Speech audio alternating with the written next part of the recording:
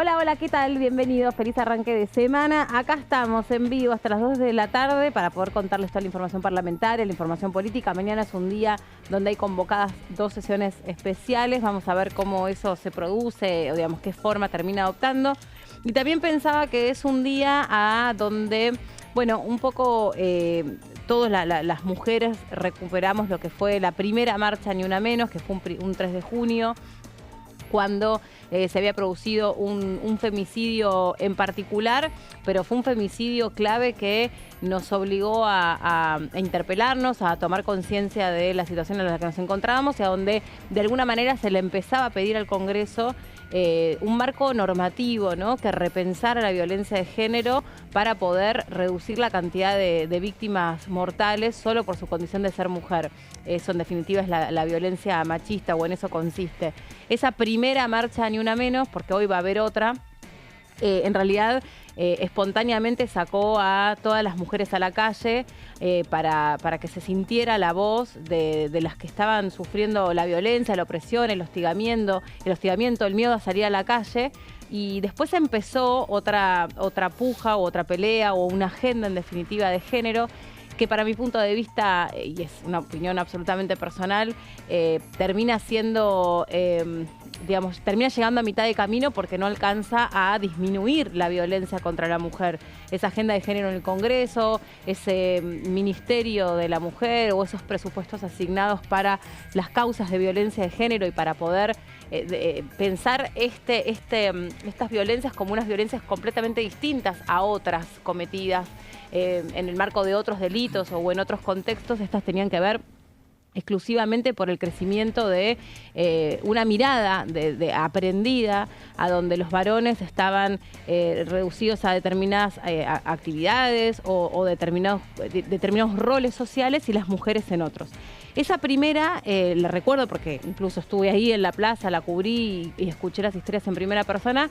Tuvo, para mi gusto, como un gran resonador, que eran historias reales de mujeres que eran o sobrevivientes o que habían perdido algún ser querido en una historia de violencia. Pero luego, y hoy también, terminó tener una agenda bien mezclada con otros puntos de vista. Luego las marchas del Ni Una Menos, por ejemplo, la de hoy va a tener una consigna en relación a la ley de bases o sea, se desdibujó un poco ese impacto que tuvo la primera, que ya ni recuerdo hace cuántos años fue, pero que ahí lo que se escuchaban eran historias en primera persona y la necesidad de que las periodistas especialmente estemos ahí para poner un micrófono, para servir de puente, para que justamente se rompiera ese espiral de silencio que imponen habitualmente los violentos. Hoy por hoy esa marcha va a tener otra conformación, otro contenido, se va a mezclar con otras consignas, empezó como a politizarse. En realidad todas las marchas lo son, pero esta en particular me parece que no era el espíritu original y ahora va en contra de la ley de bases, del Fondo Monetario Internacional, o sea, pidiendo otras cuestiones que me parece desdibujan un poco la original, ¿no? Para lo que fue pensado, para lo que orgánicamente muchas mujeres salieron de su casa para decir, bueno, acá estamos, no nos maten más o tenemos miedo a que nos maten. Quería decir esto porque lamentablemente hoy escuchaba también cuál va a ser el origen y las consignas que van a salir a la calle, y me parece que muy poco tiene que ver con seguir denunciando algo que terriblemente pasa y que es la violencia contra las mujeres, que les termina costando la vida por solo la condición de ser mujer. La agenda en el Congreso en realidad tiene bastantes deudas pendientes en este sentido porque no se pudo avanzar demasiado en cuál era el rol, por ejemplo, que le corresponde estrictamente a los varones que terminan estando implicados en situaciones de violencia respecto de sus hijos. No se pudo revisar eso. Hoy también se va a pedir acerca de otro proyecto que se está debatiendo acá en el Congreso, que tiene que ver con la aportación de armas y los planes de desarme voluntario, ¿no? Que también es otra cosa que cruza la violencia de género, porque siempre donde termina habiendo una casa, un arma en una casa, la posibilidad de que X situación de violencia o de conflicto se resuelva de una manera trágica, estando un arma, bueno, se imaginen ustedes que es potencialmente mayor. Hola Martín, ¿cómo va? ¿Cómo te va? Bienvenido. Meli? Bueno, ¿todo bien? Y a raíz de lo que vos decís, es interesante este preámbulo porque tiene mucho que ver también con la realidad internacional. Recordemos que hoy, mejor dicho anoche, ganó por primera vez, va a asumir una presidenta mujer en México. Estamos hablando de Claudia Sheinbaum.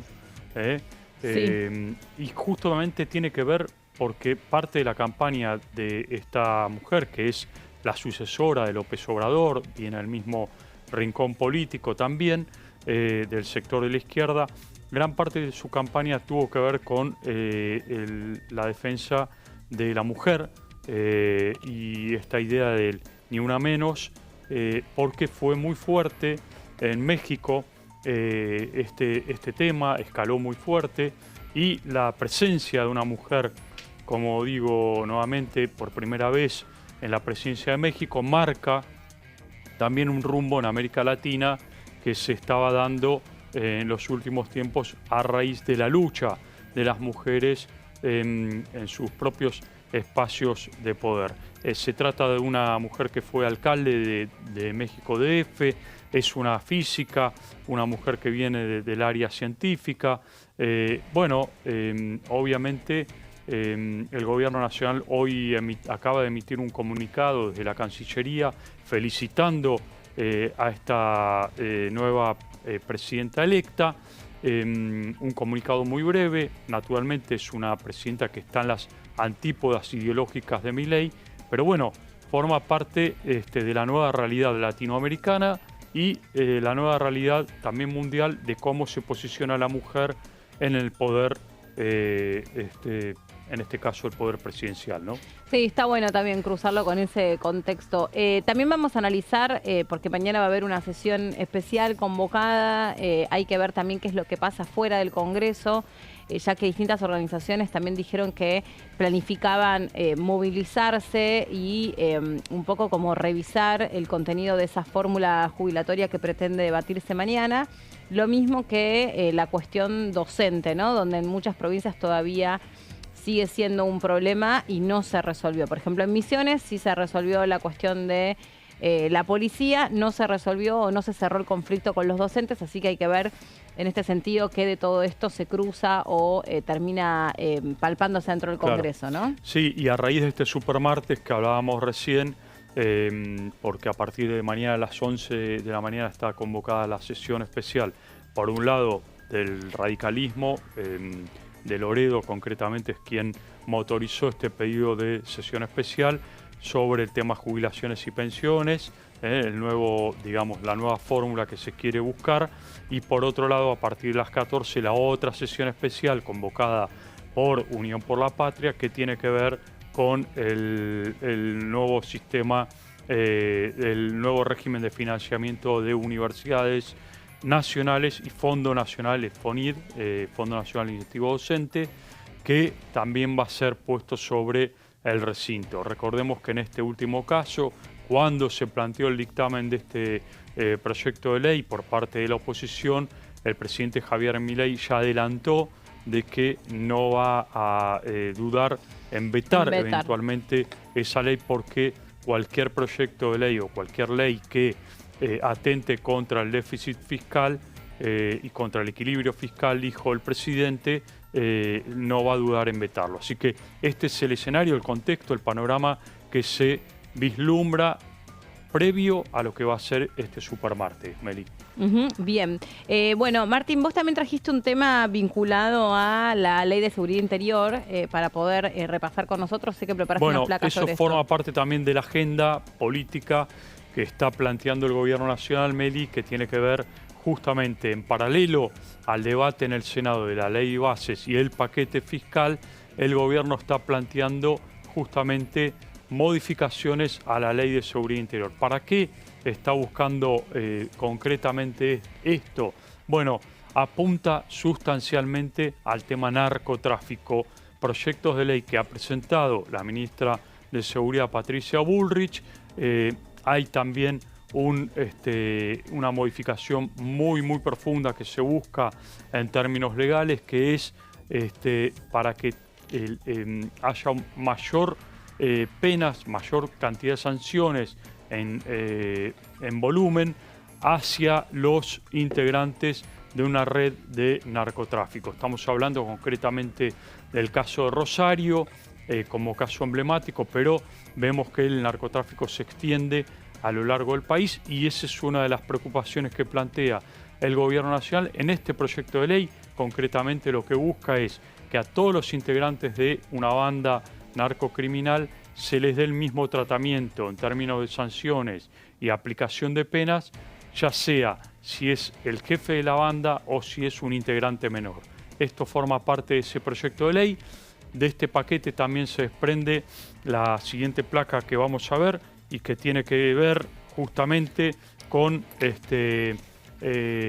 también la ampliación de las categorías de aquellas personas alcanzadas con la ley de reincidencia, es decir, lo que se busca es no solamente a los que están procesados, sino también a los que están condenados, sino a los que están procesados.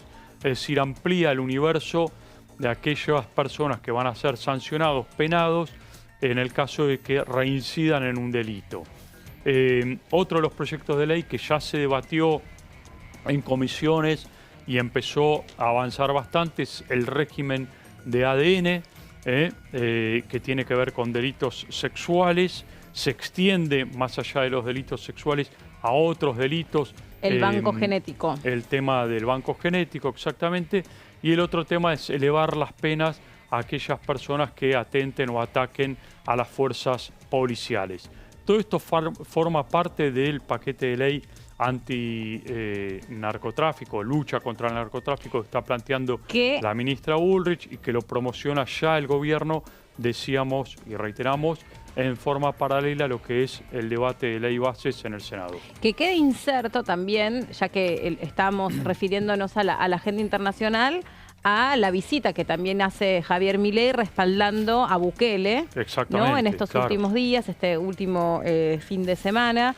Bukele, que es alguien que claramente tiene una línea, una política destinada a reducir la incidencia de la violencia del narcotráfico a través de las maras, que son bandas siniestras, ¿no? Violentísimas, y a través de las cárceles Bukele, con toda la modalidad que eso implicó, logró considerablemente reducir eso. No sé si se redujo la violencia per se, pero sí se redujo la incidencia de las maras en El Salvador, que eran las bandas asesinas que se habían metido casi sin ningún tipo de código en la sociedad civil y arrasaba todo a su paso. Con estas cárceles de tipo no resocializadoras, sino cárceles punitivistas o cárceles que tienen por propósito aislar al ciudadano de la sociedad, redujo la incidencia de estas bandas. Y hay una fuerte inspiración en estos estilos porque... Sí.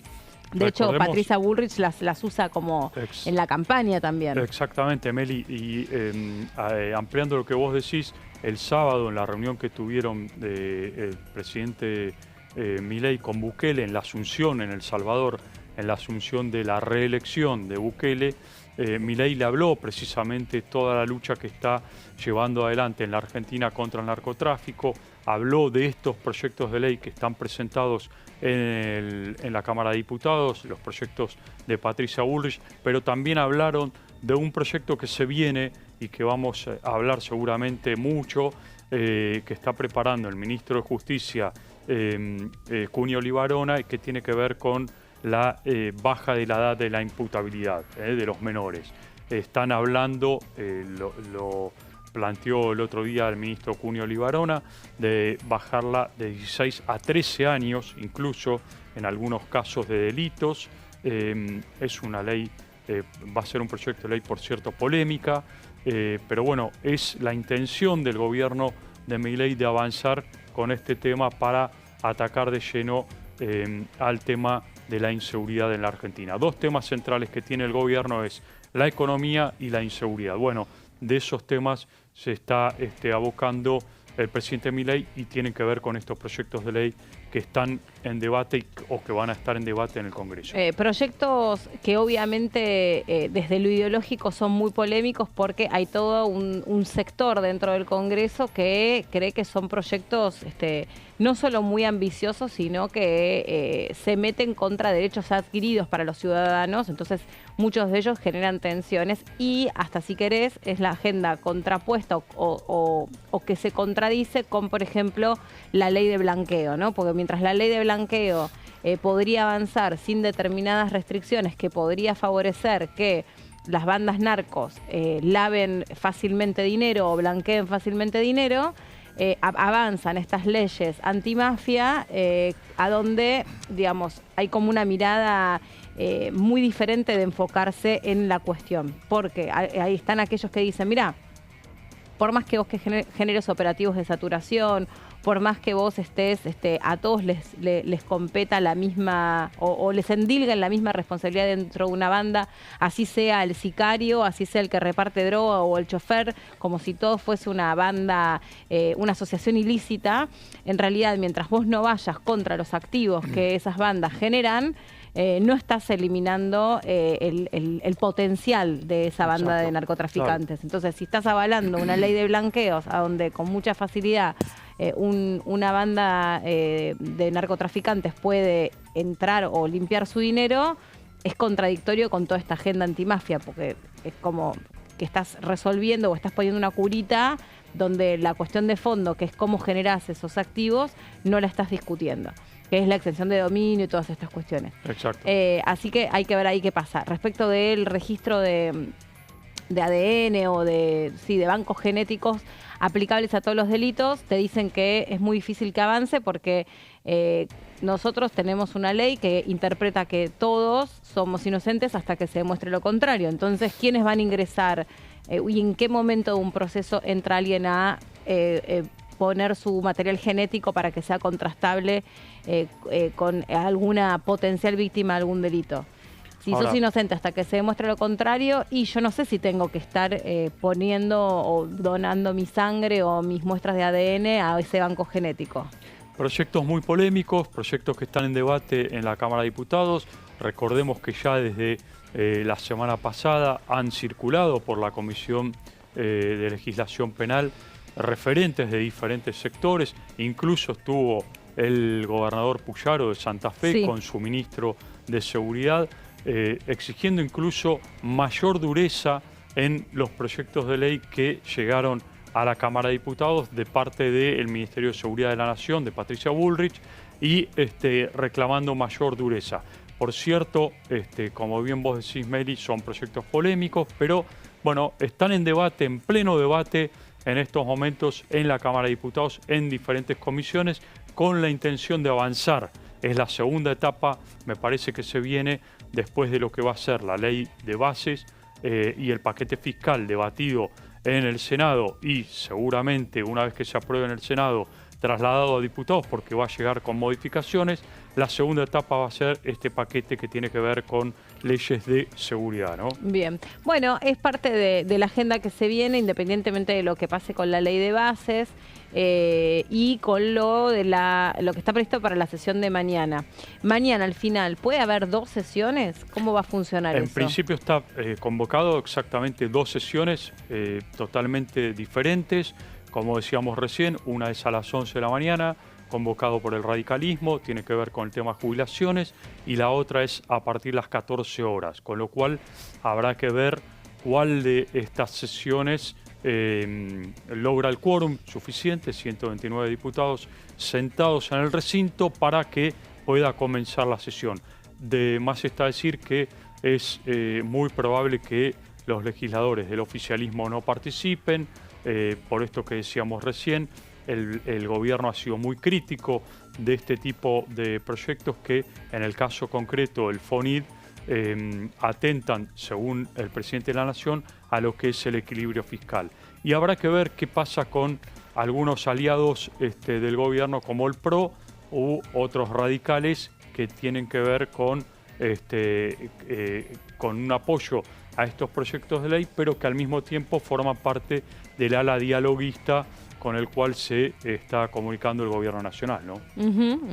Bueno, ahora en un ratito también vamos a estar repasando qué se viene para esta semana, porque hay muchas comisiones incluso para el miércoles que están previstas. No sé si las tenemos a mano o si podemos repasar, pero bueno, mucho de lo que habitualmente sucede en el Congreso los martes, a propósito de esto que les estamos contando, de estas sesiones, toda esa agenda pasa para el miércoles, o parte de esa agenda pasa para el miércoles, y creo que algo para el jueves. Ya la verdad que sinceramente no me acuerdo, pero ahora lo actualizamos. Pero bueno, ahí está un poco planteado lo que vos decías, Martín, sobre este tema vinculado a la seguridad interior. Mientras tanto...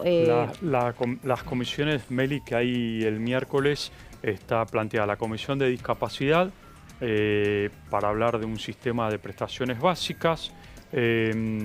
Después vendría una comisión el mismo día miércoles, la Comisión de Agricultura y Ganadería, que tiene varios temas, entre ellos convenios internacionales, todo lo que tiene que ver con creación de un régimen de inversiones para el desarrollo de la industria. Bueno, varios proyectos que tienen que ver con el sector agrícola. Después está la comisión... Se está hablando poco del campo. Se está hablando poco del campo. Se está hablando poco, sí. No hay como mucha mirada puesta ahí, más allá de... Bueno, de lo que se supone que es un sector que el presidente dijo que hay que cuidar, pero sí, se habla poco de, no sé, exenciones impositivas o estímulos para que el campo pueda también traccionar la economía. Sí. Bueno, con todo lo que fue el capítulo de ley bases en lo que hace a las pymes, y todo lo que tiene que ver con las inversiones, el programa RIGI, ahí surgió un poco también las inversiones para el sector agrícola, el tema de importaciones de insumos, que forma parte también la desregulación del sistema de importaciones, que forma parte de la ley bases. Ahí se dio parte del debate vinculado con el sector agrícola. Bien. Otra de las comisiones para el día miércoles tiene que ver con la de seguridad interior, donde se van a designar autoridades, va a ser conformación de esa comisión. Después está la Comisión de Legislación Penal y Presupuesto de Hacienda, que tiene que ver con la invitación a el director de la Agencia Nacional de Materiales Controlados, Pablo Alián, y esto es sobre la regulación de las armas de fuego.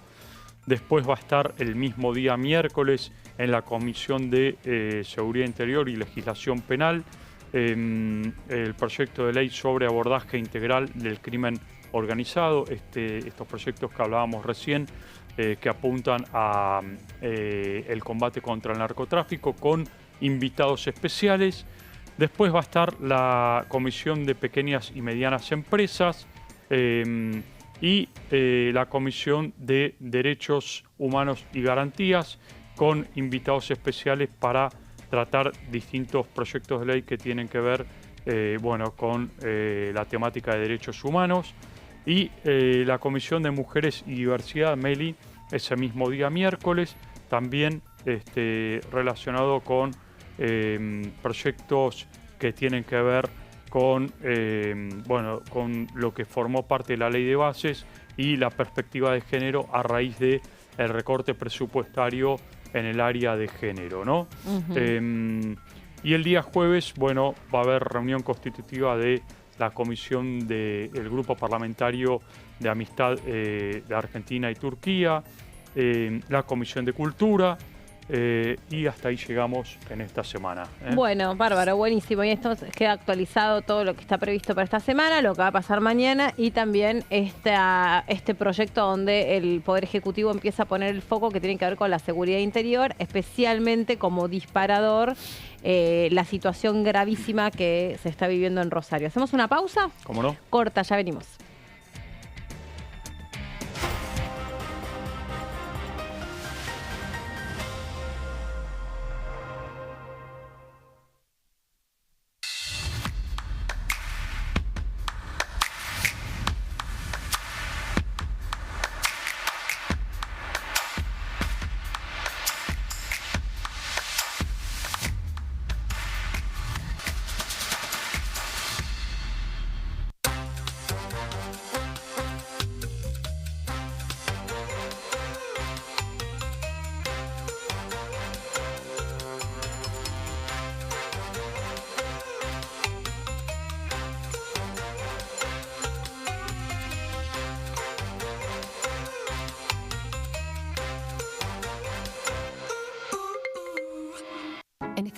millones de niños y niñas tienen desnutrición severa. Algunos están tan débiles que apenas pueden pararse. Pero con tu ayuda podemos salvar a los niños. Este alimento terapéutico listo para usar está lleno de vitaminas y nutrientes esenciales que ayudan a los niños y a las niñas a recuperarse de la desnutrición. Gracias a personas como vos, ayudamos a salvar a millones de niños cada año. Da un simple paso. Dona ahora y ayúdanos a seguir salvando vidas.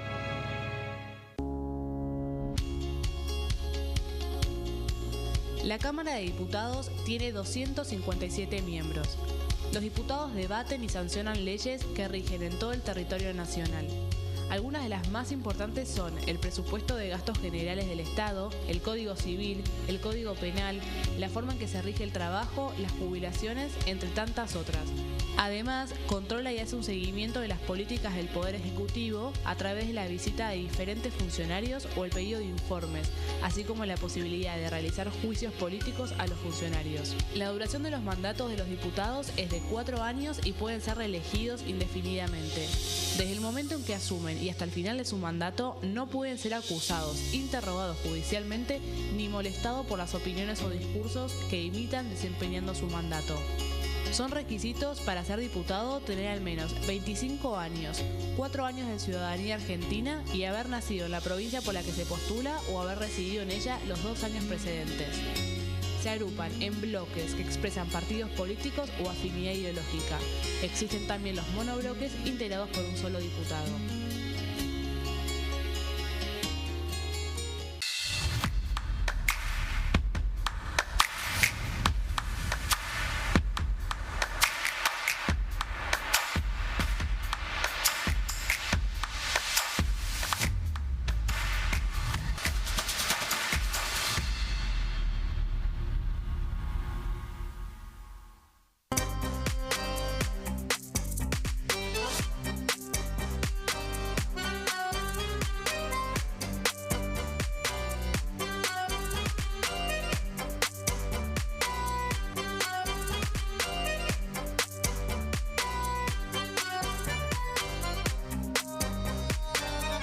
¿Cómo prevenir dengue, zika y chikungunya?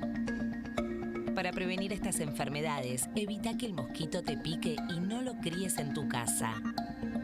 El mosquito que transmite dengue, zika y chikungunya se cría en recipientes que juntan agua en los hogares. Da vuelta o tapa los objetos que puedan acumular agua o eliminalos si no los usás. Limpia y cepilla frecuentemente desagües y libera canaletas de hojas y o tierra. Evita tener plantas en floreros o frascos con agua. Limpia y rellena con arena los portamacetas.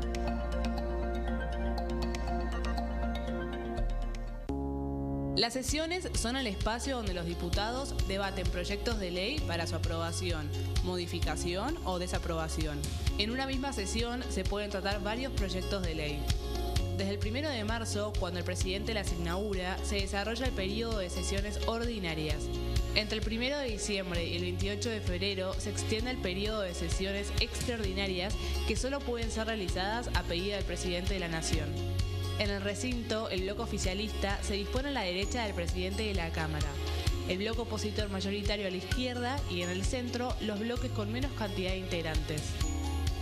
En el tratamiento, en general, los diputados tienen 7 minutos y los jefes de bloque entre 20 y 12 minutos conforme al número de legisladores que representen. La sesión es dirigida por el presidente de la Cámara de Diputados, que administra el uso de la palabra y las distintas instancias del funcionamiento.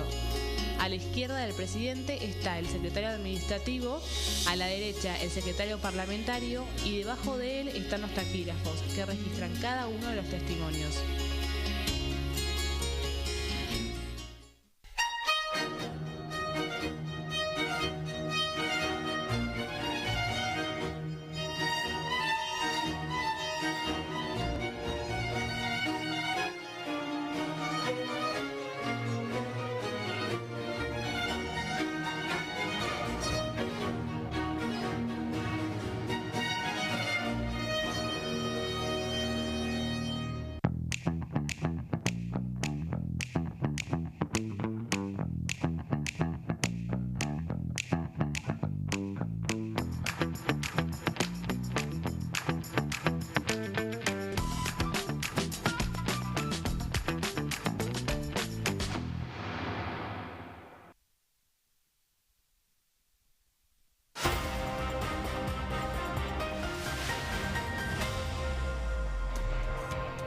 Un toque.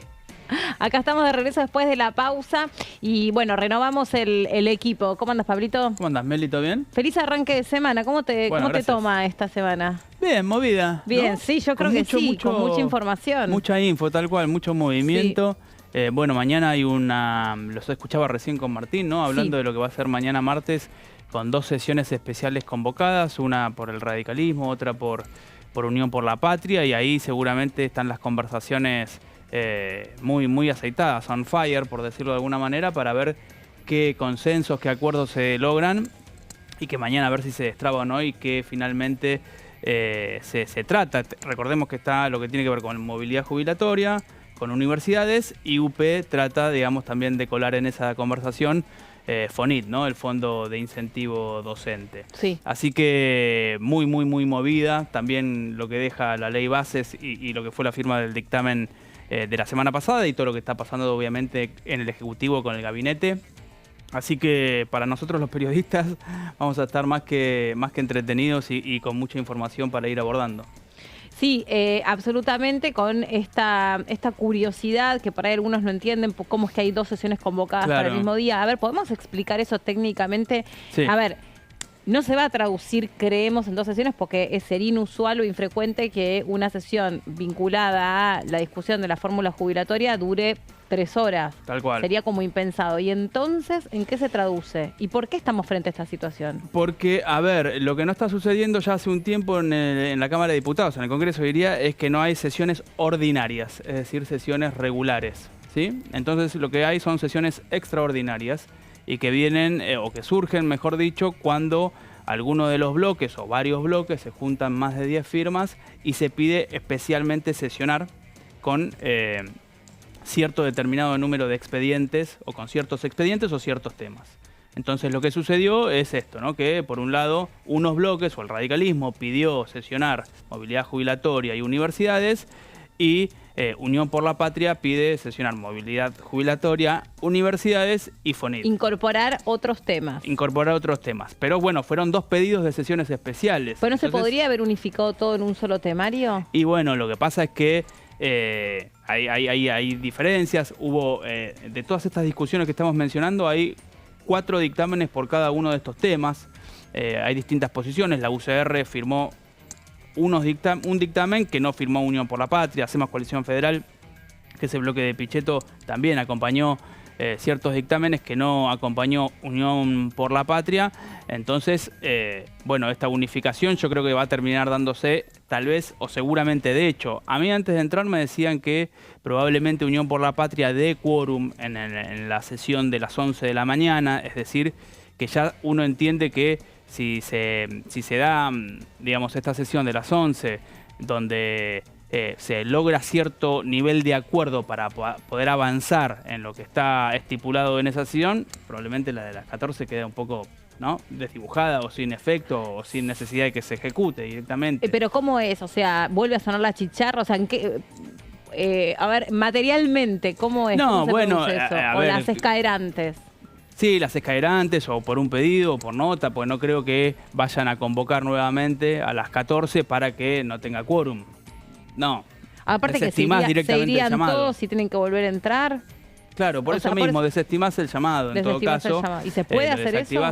Sí, lo podés hacer, sí. Incluso quien pide la sesión puede pedir, digamos, levantarlo o queda sin efecto, digamos, si vos estás sentado ahí ya con la sesión previa, acordando o con cierto nivel de acuerdo, aprobando, por ejemplo, ¿no? Digo, lo que tiene que ver con movilidad jubilatoria o universidades, que son los 2 temas que convocan la sesión de las 11 de la mañana, sí, obviamente. Claro. ¿Cómo andás, Gonza? Bienvenido. Hola, Meli, placer saludarte. Qué bueno. A vos y al querido Pablo. Bien, todo tranquilo, empezando una semana con mucha actividad, no solamente por lo que va a pasar mañana, con estas 2 sesiones que están programadas, sino también por la superactividad que tendremos para el miércoles también, sí, con una variedad de comisiones increíbles. Y la semana pasada contábamos que había comisiones ya planteadas, programadas, bueno, se sumaron algunas más, así que tendremos una semana cargada de información sobre todas las cosas, porque los temas son muy variados, esto también es interesante contarlo, así como también los proyectos que se van presentando en la Cámara y que esperan tener su rodaje en las comisiones. Sí, ahora en un rato, como siempre con vos, nos metemos desmenuzamos qué temas trae el miércoles aparejado las comisiones que se van a reunir. Fue un fin de semana también donde hubo mucha actividad política, hubo una reunión entre la ministra Petovelo y Javier Milei en Casa Rosada, donde se trató como de armar o de diseñar un nuevo plan de reparto de estos alimentos que el gobierno tiene en los galpones, que todavía no se liberó, porque esto tenía que ver con un operativo que se montase con el Ministerio de Defensa, que lidera Luis Petri, el exdiputado Luis Petri, bueno, no se terminaban como de poner de acuerdo no solamente la logística, sino quién iba a estoquear o a guardar esos alimentos, cómo se iba a dar, independientemente de las irregularidades que la ministra denuncia dentro de su propia cartera. Se metió también Cristina Fernández de Kirchner en esto que es muy preocupante, porque hay alimentos que están a punto de vencerse o alimentos que ya están vencidos, todo el debate alrededor de la yerba mate, ¿no? Y en definitiva la pobreza, ¿no? Si hay o no hay una gerencia de la pobreza, si hay o no hay un aprovechamiento de esto. Un día, digamos, según a quién vas escuchando, vos podés, no sé, yo el otro día escuchaba el viernes a Beliboni, ¿no? Una entrevista que daba Beliboni y escuchaba, bueno, todo lo que él explicaba en virtud de la yerba mate y también de la propia investigación que pesa sobre él, que tiene todos sus bienes inhibidos y esto que él explicaba en relación a, bueno, cómo se manejan los alimentos, cómo se manejan los planes sociales, cómo se organiza un movimiento que le da respuesta directa a un sector de la sociedad que si no contase, aunque sea con un paquete de yerba, tiene hambre, pasa hambre. También las declaraciones que hizo el presidente Milei en relación a, bueno, un día la gente se va a morir de hambre y va a tener que hacer algo al respecto, yo no necesito intervenir. El respaldo a la funcionaria, ¿no? Reuniéndose con ella y respaldándola fuertemente. Y todo el gabinete, ¿no? Saliendo también a respaldar a Petovelo. Sí, pero sobre todo también un fuerte apoyo hoy, por ejemplo, en la conferencia de prensa del vocero presidencial Manuel Adorni, que no solamente contó que Javier Milei depositó toda la confianza en Federico Sturzenegger, una persona que desde un principio dentro de este gobierno sabíamos que iba a cumplir un rol importante dentro del Poder Ejecutivo o del círculo cercano a Javier Milei en muchas de las decisiones posiblemente, pero que nos preguntábamos, bueno, ¿qué cargo es el que tiene Federico Sturzenegger oficialmente? Bueno, en este caso, hoy sabíamos y confirmábamos esto a través de la palabra del vocero presidencial, que el propio Javier Milei fue quien le encargó la tarea a Sturzenegger de un nuevo sistema que va rumbo hacia la modernización en el reparto de los alimentos, que es lo que contabas en este ping-pong de noticias del fin de semana, Meli, y que tal vez ha sido la más importante teniendo en cuenta que ya tiene su rol determinado para que nosotros sepamos de qué se va a encargar a partir de esta semana en adelante Federico Sturzenegger. Sí, no está claro el nombre que puede llegar a tener el cargo, si va a ser ministro, si va a ser secretario. Claro. Pero en definitiva lo que te dicen en Casa Rosada es que la idea de Sturzenegger es avanzar en la desregulación, desburocratización y cierta transparencia en lo que tiene que ver con el Estado, la eliminación de un montón de trabas burocráticas, incluso de legislaciones viejas. Y me parece interesante este dato, ¿no? Que ya casi como primer tarea le dicen, bueno, pensate un nuevo esquema para repartir los alimentos, porque sabemos que, bueno, los alimentos no estaban siendo repartidos, más allá de que haya después o no algún grado de corrupción, la intermediación y todas estas cuestiones que están siempre dando vueltas en la discusión de la agenda. Bueno, no estaban siendo repartidos y obviamente la situación social es grave. Muy grave. Es grave. Muy grave. Y ahí hay dos puntos, perdón Meli, uno tiene que ver lógicamente con este apoyo que mencionó también dentro de la enumeración hoy el vocero presidencial, referida a una serie de trabajos puntuales que hizo el Ministerio de Capital Humano. Cuando Adorni menciona y enumera, por ejemplo, lo que sucedió en el Chaco, que se dio a conocer por ejemplo, que había dirigentes sociales que entregaban planes sociales, por ejemplo, a cargo de favores sexuales a las mujeres. Al principio él marca que muchas de estas actividades están vinculadas al trabajo mancomunado con el Ministerio de Seguridad. Entonces, acá de a poquito vamos construyendo una imagen para el análisis de que son dos ministerios muy importantes para Javier Milei. Sobre todo pensando en los nombres propios. Patricia Bullrich y Sandra Petovelo, ¿no? Claro. Pensando en este respaldo tan importante que ha tenido, sobre todo pensando en las posibles operaciones que se han mencionado en contra de la actual ministra de Desarrollo Humano. De Capital Humano. Perdón. Sí. Exacto, de capital De humano. capital. Bueno, pasamos al tema de ley de bases. Ley de bases contiene algunos artículos que siguen siendo resistidos y que, independientemente de haber acompañado los dictámenes, hay disidencias y hay observaciones al respecto. Uno de ellos es el famoso RIGI. Yo le digo RIGI, para mí no se dice RIGI, pero No, para para mí mí es RIGI. tampoco. Yo arranqué diciéndole Riggi, después corregí. Pero es No, porque no tiene la U. régimen de tenés razón. incentivo Pero no tiene la U. Grandes. de grandes, GR. Inversiones. Grandes inversiones, exactamente. No, No tiene tiene la la U. U. Tal cual, coincidimos. Sí, coincidimos. Bueno, sobre esto, ahí vamos a ver cómo le dice él, habló el diputado Paulón. A ver. A ver, vamos a prestar especial atención a lo que dijo. La verdad que la ley bases y el RIGI abren puertas para lavado de activos, para integración de dinero, de fondos provenientes de actividades ilícitas que nos preocupan enormemente, y esto, si no lo frenamos a tiempo, vamos a ver ya. Te diría que veo dos temas en común. Muy poco control para el tema de lavado de activos, que aquí la verdad es que hay muy poca acción de persecución del delito en ese sentido, y después también una pretensión que Milei expresó en la primera versión de la ley base y que ahora López Obrador también había querido llevar adelante, de desfinanciar a la política. Si desfinanciamos a la política y a los partidos políticos, el financiamiento va a aparecer igual. Claro. El sistema es este. Claro. Y va a aparecer desde estos grupos que integran la violencia en el paisaje cotidiano de un proceso electoral que esperemos sea en paz, pero que bueno, que ya en la propia campaña nos preocupa enormemente. Le dijo RIGI, claramente. Le dijo Rigi, sí, exactamente. Pero igual creo que es una regla bastante sencilla, ¿no? Claro.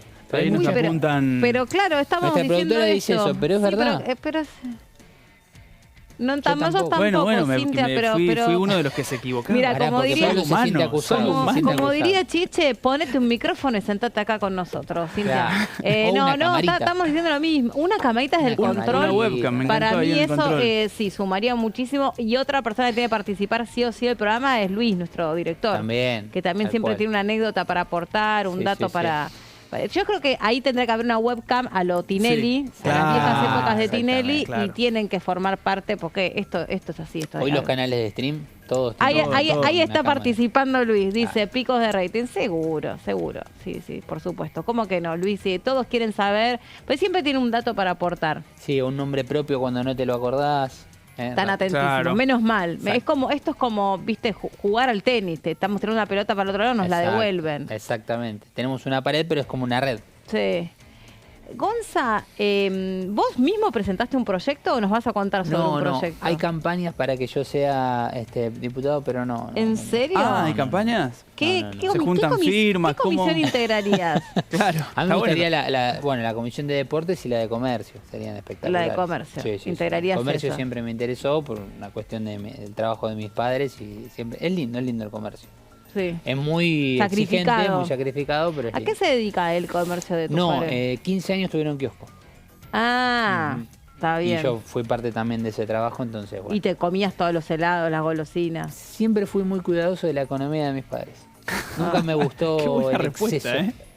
Nunca te comiste un chocolatín para No. nada. Yo me hubiese Sí, comido sí, sí. todo el kiosco, pero así como diciendo, ¿quién se va a dar cuenta? ¿Sabés qué hacía? Claro. Y te bajo el Che, ¿qué tarro me de vas a decir? ¿Que el caramelo. inventario por dos caramelos? Al principio lo hacía mucho con las gomitas. Cuando armabas la bolsita de gomitas, te venía la bolsa grande. Ah, Entonces, y sí, está bien, porque aparte hay que probar si no está fea y estas cosas. claro, exactamente. Sí. Pero Ahí va. después uno se siente mal. Entonces, Bueno, los kioscos hoy son pymes, ¿no? O sea, también eso hay que ver cómo queda con el tema de la cuestión de los colaboradores, que bajaron la cantidad de personas que quedarían como colaboradores, antes iban a hacer. ¿Por qué se me sale? Yo ya creo, o se me achicó la oreja el fin de semana. Puede ser, sí, del frío, pues, se me cae esto que tiene repodrida. Sí, puede ser. No lo había escuchado, pero es probable. Con el frío que está haciendo es probable. Sí, qué sé yo. Yo tampoco nunca lo había escuchado. A mí desde el bolsillo sí se me achicó. Pero claro, la oreja bueno, no eso sí sabía. Lo escuché, eso sí lo con el frío, con el calor, no importa, se viene claro, el bolsillo. con los Igual el bolsillo servicios tenés públicos. una excusa. Cuando te dicen, me das para... No puedo meter la mano en el bolsillo. Cuando se te centrifuga... ¿Se con el centrifuga? Claro, cuando pones el Viste que lavarropa, se achican algunos jeans. Viste que post lavado el pantalón a veces Claro. está como... Como decís, che, comprimido. o engordé o No, ¿o qué yo pasó? seguro Es que una buena sí, lo excusa seguro. para... No puedo. No te puedo dar. Está bien, está bien. Está bien. Tenela en cuenta. Sí, está bien. Pero lo la voy vi a tener en ayer, cuenta. no. Bueno, hablando de todo un poco, el tema del proyecto que trajiste, Sí. era como un pie que te estaba tratando de dar. Y tiene que ver, y se van a sentir identificados, con el tema del guardapolvo, los Ajá. uniformes escolares, cuando los tenés que lavar y demás, porque la diputada A ver. Agustina Propato presentó un proyecto el 29 de mayo de este año, es decir, la semana pasada. Tiene su única firma y tiene que pasar por la Comisión de Educación. La diputada de Unión por la Patria presentó un proyecto para que sea obligatorio el uso del logo de las Islas Malvinas en los guardapolos y en los uniformes escolares. Algo que si uno habla de obligatoriedad para lo que son los niños, los adolescentes y todos los niveles del ciclo escolar, siempre trae polémica. Ajá. Pero al ser un tema en el cual suele haber un cierto consenso y no tanto problema, imagino que esto puede llegar a tener su curso de aquí en adelante. No es un proyecto de mucha exigencia, hablando de comisiones, porque como acabo de decir y como lo ven en la placa, únicamente tiene que pasar este proyecto por la Comisión de Educación. Vamos a desglosar un poquito esta iniciativa, que obviamente tiene un fin y un objetivo principal, que es poner en la conciencia como objetivo principal la cuestión Malvinas. Cuestión Malvinas que entendemos siempre en los colegios, lo hemos tenido, creo que, bueno, a mí me ha tocado, por ejemplo, ver diferentes documentales, que los profesores hablen del tema, en las casas, obviamente, en nuestras familias, en las casas de amigos, inclusive es un tema muy importante sobre la conciencia y lógicamente también las políticas que se han hecho en base a la posibilidad de reconquistarlas, ¿no? De volver a tenerlas legalmente, porque si hablamos de la frase las Islas Malvinas son argentinas, pero la cuestión es la recuperación de las mismas. Bueno, esto está apuntado a los niños y a los adolescentes, referido a lo que tiene que ver con la concientización de la cuestión Malvinas, es decir, para que no solamente sea una cuestión de mamá, papá, en la escuela vi un documental, sino de todos los días tener ese logo en el uniforme escolar o en el guardapolvo. ¿Qué hace esto? Básicamente es que uno, cuando tiene una edad temprana, Pablo, Meli, ustedes que han... Yo ya no tengo edad temprana. No, bueno, pero con niños de edad temprana, o lo están pasando o lo han pasado, seguramente la curiosidad de los niños no es igual si uno lleva un logo todo el tiempo acá que si lo lleva una vez cada tanto en los actos escolares o en algún documental que pueden llegar a ver, donde la atención de los niños a veces suele ser un poco dispersa. Sí, ¿no? sí, y aparte obvio. que si no está permanentemente actualizado esto, incluso a veces, viste, o sea, obviamente ellos, los chicos, yo tengo una en primaria y uno en secundaria. Obviamente ya les dan mapas y tienen toda esta cuestión del territorio argentino, y en los mapas están las Islas Malvinas. Hay una actualización de este contenido cuando es la efeméride, ¿no? El día en el que particularmente se hace foco en las Islas Malvinas, pero me parece que como es una guerra y como es una guerra que tiene también o que está inserta, esto es una opinión personal, en el proceso militar, ¿no? Que está vinculada a la dictadura militar, es bastante especial la manera en la que se cuenta, cómo ocurrió. Yo me acuerdo en el caso de mi hijo, fue muy interesante el abordaje porque fue a partir de distintos relatos de soldados. También en algunos colegios suelen invitar excombatientes. pasa en algún documental. Lo que pasa es que son los documentales o la película Iluminados por Fuego son fuertes, entonces por ahí no comparten ese contenido. Pero te diría que sí hay un abordaje bastante interesante sobre Sí. la temática. Ahora, es cierto que comprendo lo que decís, que no es lo mismo llevar permanentemente la insignia de las islas o tener como fresco eso de que son nuestras y que hay que, en todo caso, discutir diplomáticamente cómo recuperarlas, porque no hay otra manera.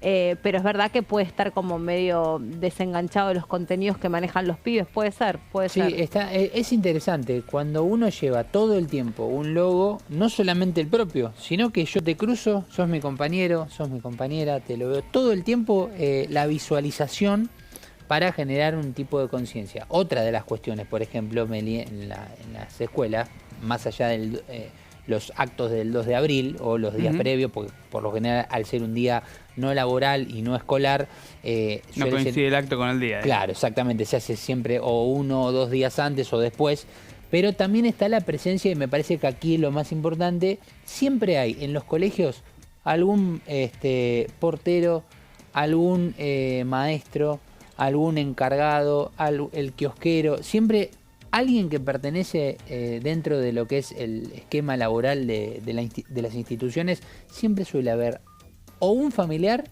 o una persona que fue excombatiente. Entonces ahí también es otro punto de referencia, pero como no pasa en todos los colegios, también está bueno que se lleve a cabo esto. Por eso decía, obligatoriedad para niños y adolescentes suele traer debate, pero al ser un tema de tanto consenso, el de Malvinas, me parece que puede ser una iniciativa que, más allá de que tenga su debate, puede llegar a salir a la luz este proyecto. Está en la Constitución, Malvinas. Bueno, como un objetivo, digamos, ¿no? Claro. A recuperarlas. Y bueno, y el presidente Milei, cuando fue el último aniversario, que fueron ahí no es el responso, es al... Ay, no me sale. ¿Cómo? No. Memorial. El Memorial, gracias, que fueron con Victoria Villarruel, ahí cerquita de la Plaza San Martín, y además con la historia que tiene Villarruel. ¿Te acordás que, digamos, no solo reconoce a los soldados y reconoce a las Fuerzas Armadas, sino que también vuelve a traer a la agenda el hecho de seguir reclamando por la soberanía de las islas? Bueno, y sin ir más lejos, y los invitamos a los televidentes a que lo hagan, cuando pueden ingresar a la página de diputados, van al texto original, en cada uno de los proyectos hay una insignia, en cada una de las hojas de Islas Malvinas. Claro. Y eso está por ley. En cada una de las hojas de los proyectos, inclusive leyendo este proyecto de Agustina Propato, te encontrás con la insignia en la parte superior de la hoja, de cada una de ellas. Bueno, esto está apuntado a la edad de escolar, obviamente, inicial, primaria y secundaria. Seguimos repasando parte de este proyecto para entender a dónde apunta justamente la diputada Propato. Esto es lo que veíamos recién, que es el objetivo, la cuestión Malvinas, que es concientizar el objetivo y la edad. Vamos a pasar a la siguiente para lo que es el desglose de este proyecto.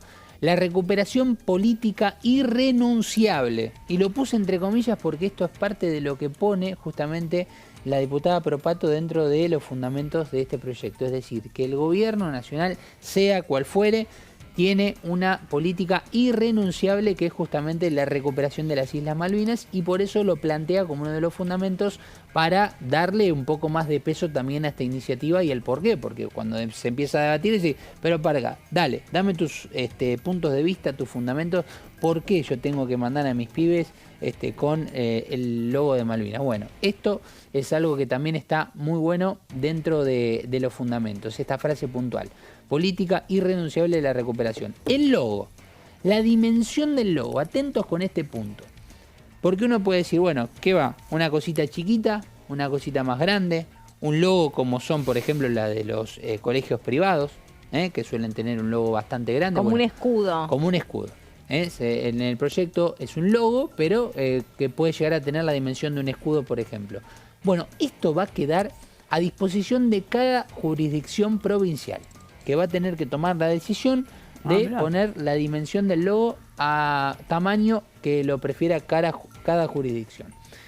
El Poder Ejecutivo Nacional, y este es uno de los puntos también interesantes de este proyecto, puede implementar subsidios, beneficios e incentivos fiscales, imaginamos lógicamente, a aquellas empresas que se encarguen de la distribución y obviamente la aplicación de lo que significa bordear el logo, porque claro, no es un pin que va a ir incluido, es un logo que va a ir bordeado. Entonces, las empresas... Bordado. El bordado, claro. Que se encargue... ¿Qué dije? Bordeado. Ah, bordeado, perdón. Bordado. Aquellas ¿Y yo qué empresas dije? que se ¿Y cómo era? Claro. ¿Y yo qué dije? ¿Y cómo era? Tipo Chapulín Colorado. Exacto. Cada vez que, aquellas empresas que se encarguen de la aplicación y la distribución pueden llegar a tener subsidios, pueden llegar a tener beneficios e incentivos fiscales. Y en la última placa, rápidamente antes de ir al corte, terminamos de repasar este proyecto que obviamente tiene el uso obligatorio en todo el territorio nacional, sin excepción. Este proyecto en los establecimientos de carácter público y privado. Esto me parece muy interesante, lo inclusivo, de no diferenciar solo lo público, sino también al privado. Y la vigencia, obviamente, una vez que vamos a suponer se aprueba este proyecto, en agosto aquí en la Cámara de Diputados, en septiembre, octubre en el Senado, no es que al mes siguiente se implementa en los colegios, porque lleva todo un trabajo de encargar, distribuir, cómo va a ser el logo y demás. Para el próximo año lectivo, ahí es donde justamente se va a empezar a aplicar esta política en caso de que el proyecto de Agustina Propato se apruebe. Bárbaro, me parece interesante, ¿no? También ir repasando en esta pantalla, un poco es como nuestro propósito y nuestro compromiso, otros temas que vayan por afuera de aquellos que ocupan las primeras planas de los diarios, de los noticieros. Está claro que hoy por hoy todo el mundo está hablando de la ley de bases y de lo que va a pasar mañana con el debate de la reforma jubilatoria y también la cuestión de los presupuestos de la educación pública y el FONID. Pero estos también son temas que vale la pena recuperar, contar y explicar, porque ahí donde muchos tienen este preconcepto que uno puede entender de dónde sale y por qué existe, que no puede ser que ganen lo que ganan los diputados, los senadores y no laburan. Bueno, este es el ejemplo de que en realidad están pensando, están creando, están generando informes y tienen distintos, por suerte, distintos puntos, no de interés, porque todos lo que quieren es que le vaya bien al país, pero tienen como distintas miradas puestas sobre temas que a veces son, obvio, urgentes, necesarios, y otras veces no forman parte de la urgencia, pero sí forman parte de lo importante, y ahí se va conformando la agenda parlamentaria. Hacemos una pausa. ¿Cómo no? ¿Está bien? Dale. ¿Cuento con ambos para cuando Conmigo regrese seguro. o es del mago Yo me Cacarulo parece que uno que desaparece? Levantan Hay el un cartel cambio, electrónico. hay un cambio. Bueno, Sí. te hago un cambiazo por Adida, pero Exacto. quédate por las dudas en Me zona. quedo ahí. Dale. Me quedo ahí en el banquillo. Muy bien. Que no sea el de los acusados, por las dudas. No. Está bien, perfecto. Bueno, pausa, ya venimos.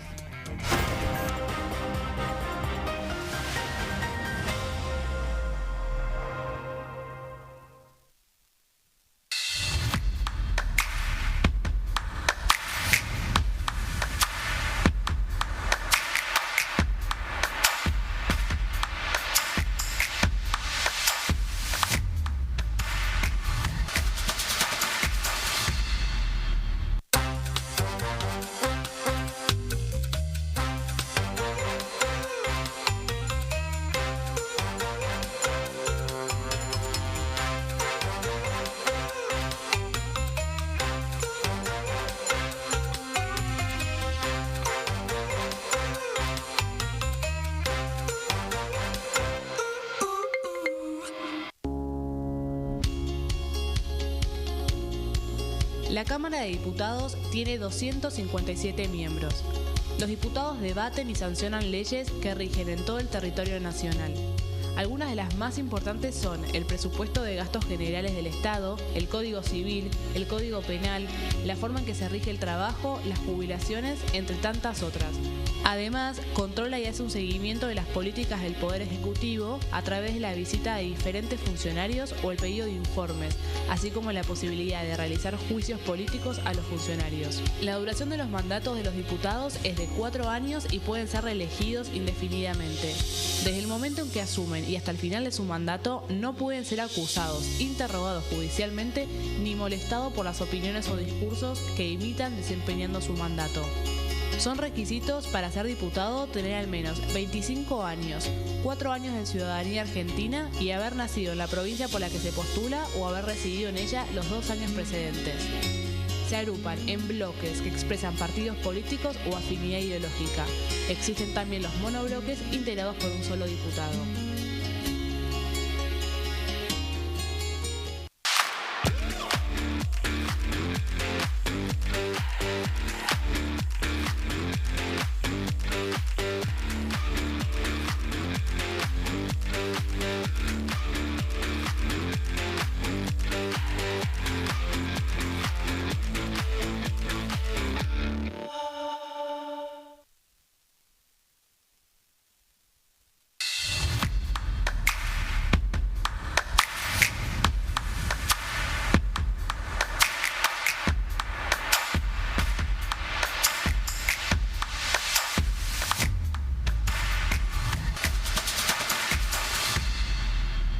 En este momento millones de niños y niñas tienen desnutrición severa. Algunos están tan débiles que apenas pueden pararse. Pero con tu ayuda podemos salvar a los niños.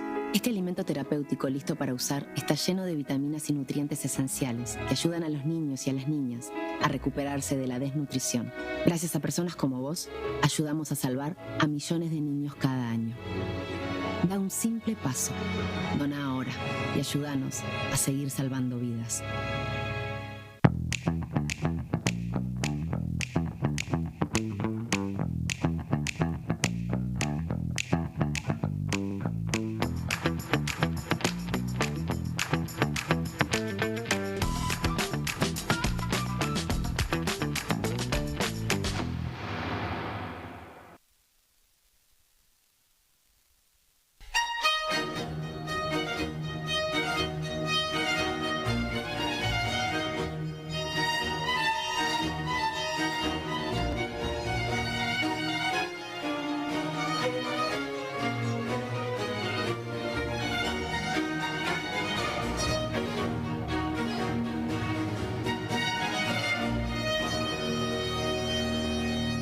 ¿Cómo prevenir dengue, zika y chikungunya?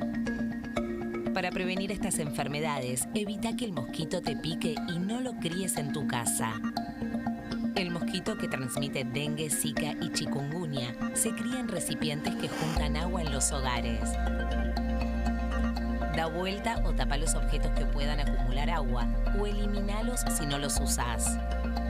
Limpia y cepilla frecuentemente desagües y libera canaletas de hojas y o tierra. Evita tener plantas en floreros o frascos con agua. Limpia y rellena con arena los portamacetas.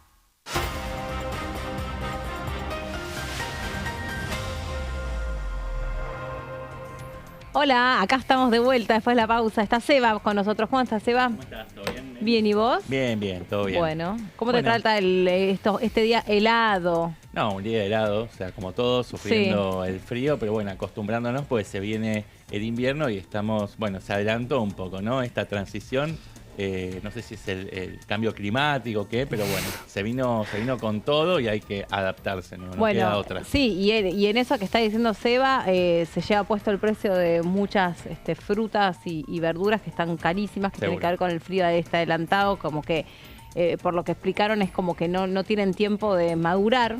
Claro. Lo suficiente, entonces como lo tienen que sacar antes de la cosecha, te fajan. Sí. Sí, las variables climáticas tienen su efecto también, es cuestiones de mercado, así que, para que no es gratis. Para que no se hiele la fruta, calculo. Yo supongo, claro, que no se eche a perder, entonces se saca antes. Para no mandar fruta, no de verdad. Fruta, muy buena, Seba. Bueno, tengo preparado para ustedes la conferencia que dio el vocero presidencial Manuel Adorni, que seguramente, recupera un poco los temas que vamos a contar nosotros con la ley de bases y con esta sesión que está para mañana y toda la cuestión vinculada a los alimentos Gate. A ver. En primer lugar, comentarles a los argentinos que con el objetivo de hacer más eficiente el control de la política social, el presidente Javier Milei le encomendó a Federico Sturzenegger el diseño de un nuevo sistema de acopio de alimentos para situaciones de emergencia. Se trata de un sistema con opción a compra que hace que el sector privado garantice la provisión de los alimentos en el momento donde ocurra la emergencia o obviamente la catástrofe. Esta es una medida más que va en línea con la modernización de la política social que está llevando a cabo el ministerio conducido por la ministra Sandra Petovelo, quien en pocos meses de gestión desmanteló el sistema putrefacto heredado por gestiones pasadas. Déjenme recordarles algunos logros que ha tenido el Ministerio de Capital Humano, muchas veces trabajando de manera conjunta con el Ministerio de Seguridad. En estos prácticamente 6 meses de gestión, se terminó con el negocio de los intermediarios, de la ayuda social, con todo lo que ello implicaba, ciudadanos obligados a asistir a manifestaciones o a trabajar para un puntero político para poder comer. Se terminó con comedores y cooperativas fantasma que nunca dieron un solo alimento a una familia vulnerable, que tenían en algunos casos domicilios en countries y que se financiaban con la corrupción.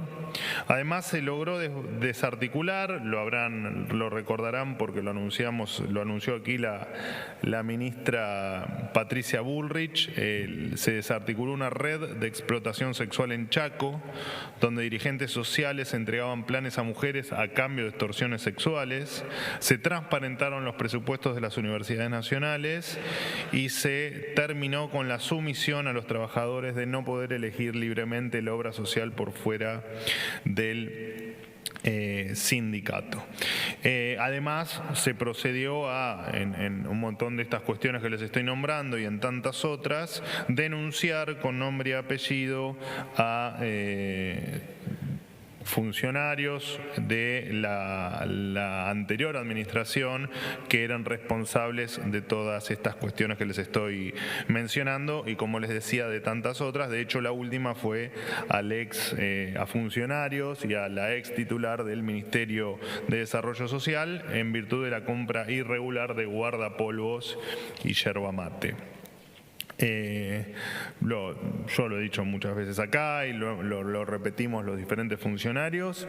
En el estado donde se escarba un poco, por desgracia, sale pus. Y es lógico que los organismos parasitarios se resistan cuando se intenta erradicar la enfermedad. Lo dijo el presidente, estamos frente a gente sin escrúpulos, sin ningún tipo de miramiento para contar plata sucia dentro de una cueva, revolear bolsos por encima de las rejas de un convento, hacer pactos con terroristas o actuar de manera extraña ante el fallecimiento de un fiscal.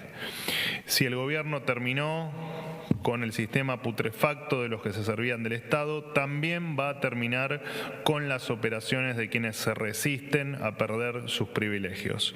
Y punto al pie o nota al pie, el apoyo a la ministra Petovelo es total, no solo de parte del presidente de la Nación, sino de cada uno de los funcionarios que formamos parte de este gobierno.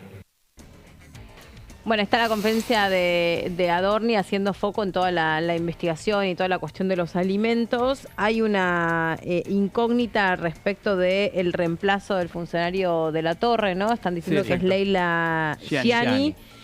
Pero algunos dicen que no está confirmado esto. No, ella es la secretaria legal de la ministra Petovelo. De alguna manera es la mano derecha. Se habla de ella, que tiene una característica peculiar. Es una ex militante kirchnerista que militó la campaña de Unión por la Patria hasta el último día de la campaña de Sergio Massa. Y bueno, después empezó a trabajar enérgicamente y con toda la pasión del caso en la administración de la ministra Petovelo. Bueno, hay fuertes rumores de que ella sería la reemplazante de quién la administración de Javier Milei decidió sacrificar, ¿no? Se decidió sacrificar al peón o al alfil y cuidar a la dama, si se quiere hacer una analogía con el juego de ajedrez. La dama es la ministra Sandra Petovelo. Sí, que está abiertamente siendo respaldada, que además, bueno, también de la que se hablaba que había tenido una diferencia con el ministro de Economía, que en algunas reuniones de gabinete no había ido, que ella había sido anunciada como la ministra con billetera abierta, y después se dan distintas situaciones que le costó el puesto a distintos funcionarios dentro de su superministerio, ¿no? Primero el tema del transporte, después el tema también ahí de... Sí, tuvo muchos funcionarios renunciados. De ¿no? Trabajo, Yacín, sí. Titró, bueno, distintos jefes de gabinete que se fueron yendo. Pienso en Fabián Perechotnik, que es un dirigente del PRO de la provincia de Buenos Aires. Nada, sí, Leila Gianni es quien suena para reemplazar a De la Torre, digamos, y el gobierno me parece que debería estar urgido en rearmar esa estructura, porque es en definitiva la atención social en un momento crítico de lo que tiene que ver con la economía. Y además Gianni lo que sí hizo fue levantar mucho el perfil en estos últimos días con la cuestión de la Torre, por eso es que un poco las miradas se posaron sobre ella, y fue quien hace minutos nada más le contestó también a Casanelo, ¿no? Le dijo algo así como, bueno, no va a ser Casanelo, no va a ser el juez quien nos determine o quien nos marque cuál va a ser nuestra política social. Creo que de alguna manera también el gobierno salió a responderle a Casanelo, que es quien toma la denuncia, quien da lugar a la auditoría, quien en algún momento le pide a Capital Humano que establezca o proponga un itinerario, una hoja de ruta para repartir esos alimentos. Eso, bueno, termina siendo derivado para el ejército y está todavía en veremos, ¿no? Sí, y en veremos y con fechas de vencimiento en algunos casos bueno, que claro. están sobre todo la leche en polvo, ¿no? Muy al límite, sí, las toneladas de leche en polvo y... De hecho, hay proyectos presentados con pedidos de informes. Un primer proyecto de Ana Carla Carrizo de la Unión Cívica Radical, y después se sumó el día de ayer, si no me equivoco, el viernes pasado, de los socialistas Mónica Fein y de Esteban Paulón, también en el mismo sentido. Hay un pedido de informes para que se establezca la cadena de responsabilidades de quienes tienen que encargarse de la distribución de la mercadería, de los alimentos. Y también, bueno, está esta polémica que se inmiscuye, ¿no?, dentro de esta cuestión, que es, las sospechas sobre sobresueldos de parte de funcionarios a partir de convenios con distintas organizaciones. Pero concretamente lo que se está pidiendo es, cuánta mercadería es la que se retuvo, cuál es la fecha de elaboración, cuál es la fecha de vencimiento, y quiénes fueron los funcionarios involucrados y cuáles son, sobre todo, las sanciones que ya fueron implementadas y cuáles están previstas para tomar cartas en el asunto en esta cuestión que sigue teniendo sus repercusiones. Y además, como ya todos sabemos, hay miles de comedores o decenas de comedores, mejor dicho, que tuvieron que cerrar las puertas porque no les estuvieron llegando los alimentos con los que estaban ayudando a un montón de gente que se cayó del mapa en los últimos meses. Es una situación que ya viene desde la gestión de Alberto Fernández. En realidad, la cuestión de la atención a las personas vulnerables surge con la crisis del 2001, o sea, todos estos comedores populares o comunitarios, y el rol de los curas villeros y todas estas organizaciones que mixean distintas vulnerabilidades con la asistencia social en reemplazo del Ministerio de Desarrollo Social o el Ministerio de Capital Humano, surge con la crisis de 2001, con, como dice Seba, los expulsados del mapa, todos aquellos que a propósito de haber quedado con sus ahorros retenidos en el corralito, tuvieron que quebrar, cerrar la persiana, quedarse en la calle, etcétera, etcétera. Ahí surge fuertemente las organizaciones sociales y los comedores populares. Obviamente que debe haber, desde ese entonces en adelante, deben haberse cometido infinidad de irregularidades. De hecho, se mandaron a auditar, y lo que te cuentan las personas que hoy atienden comedores populares es que con la pandemia cambió un poco el perfil de los asistentes, ¿no?, de las personas que empezaron a ir a un comedor porque no tenían otra manera de ganarse el pan día a día. Pero con estas medidas, ya las más recientes, personas que incluso tienen un trabajo, pero que no pueden, digamos, elegir entre pagar el alquiler o tener algo para comer, van a un comedor. O sea, gente que por ahí tiene una changa, tiene un trabajo, hace algo de su vida para generar un ingreso, incluso por ahí tiene una habitación o una casa, sin embargo necesita sí o sí esta asistencia. Lo que te dicen es que casi todos fueron auditados efectivamente, o sea, todos llegaron, personal, controlaron, pidieron facturas, esto, lo otro, compra de los alimentos, la cantidad de personas que trabajan, etcétera, etcétera, pero muchos también lo que están diciendo es, che, mi comedor es este y figura en la lista de comedores inexistentes o fantasmas, pero yo estoy acá, funciono, Claro. doy atención, me llamo fulana de tal y estoy inhibida de dar comida porque aparezco en una lista como que estoy como fantasma, y es un problema porque son ellas, después digo ellas porque principalmente son mujeres, las que tienen que salir y decirles a las personas, mil disculpas, buscate otro lugar para comer, buscate una iglesia porque no te puedo dar nada, porque no tengo nada de verdad. Antes por ahí subsistían con una rifa, con una colecta, con una donación, y ahora ni siquiera muchos porque figuran como fantasmas no pueden abrir. De todos modos también hay truchos, porque lo hemos visto en la tele, en todos lados, también hay truchos que van y en realidad es una pizzería o es un kiosco de diarios o ni existe. Bueno, pero aún suponiendo que ese 54% de comedores populares no existiera, se tomó una decisión bastante delicada de financiar y de pisar los recursos que tenían que ser enviados al otro 50% de comedores y merenderos que sí existían y que había evidencia y prueba fehaciente de que estaban cumpliendo con servicios a la comunidad. Entonces, es una decisión muy polémica y que se fue acumulando y explotó en este momento cuando además empiezan a aparecer algunas irregularidades en la gestión de funcionarios públicos y el caso testigo es, la expulsión de quien era secretario de la Niñez, Pablo de la Torre, quien será reemplazado en el muy corto plazo. Bueno, y hoy mismo lo sabremos. Pablito, ¿con qué tema seguimos? Vamos a seguir con un proyecto de ley que presentó Mónica Frade y distintos diputados, no solo de la coalición cívica, sino también de otros espacios, como la UCR o como Hacemos Coalición Federal, que tiene que ver con las asociaciones sindicales. Que es siempre un tema ríspido, ¿no? Porque es meterse justamente en, lo que tiene que ver con los sindicatos, con los gremios, con la vida interna de la representación del universo del trabajo y que obviamente tiene mucha resistencia de lo que tiene que ver con esa conducción, ¿no? Las conducciones gremiales, digamos que son más que reticentes a que se les regule lo que tiene que ver con sus estatutos y cómo tiene que ser la dinámica interna de esos gremios o de esos sindicatos. Ahí lo que vemos es que se dispone, o dentro de uno de los artículos del proyecto, se dispone la intervención de la Sindicatura General de la Nación, que es en definitiva la SIGEN, a los fines de controlar la rendición de cuentas de los fondos sindicales, es decir, esto tiene que ver con poder establecer un organismo de control del manejo de la caja, de los flujos de fondos que tienen los sindicatos. Recordemos que además muchos sindicatos también tienen que ver o manejan la obra social. Ahí hay mucho dinero.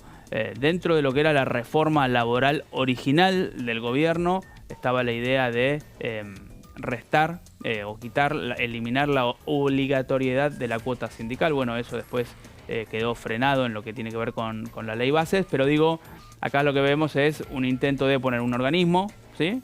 Un organismo estatal que tiene representación de distintas fuerzas políticas como un organismo de control, en este caso la SIGEN, para justamente auditar lo que tiene que ver con los fondos de los sindicatos. Otro punto que vemos acá en la siguiente placa es los mandatos, ¿no? Esta famosa crítica que se le hace a los jerarcas, entre comillas, sindicales, que están muchos años, tal vez décadas, al frente de los gremios.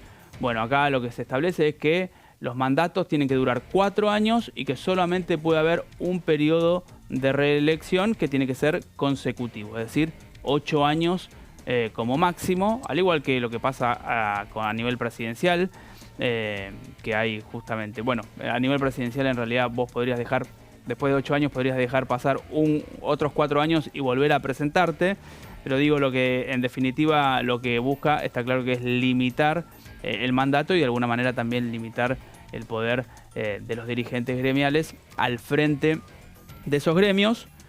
En la siguiente placa vemos algunos de lo que son los requisitos que se plantea en este proyecto de ley. Bueno, no estar sujeto a procesamientos penales firmes, presentar declaraciones patrimoniales, declaraciones juradas patrimoniales de manera regular y tener una afiliación mínima de 2 años al gremio o al sindicato al que estás representando o al que estás tratando de conducir o presidir. Esto es un debate que además...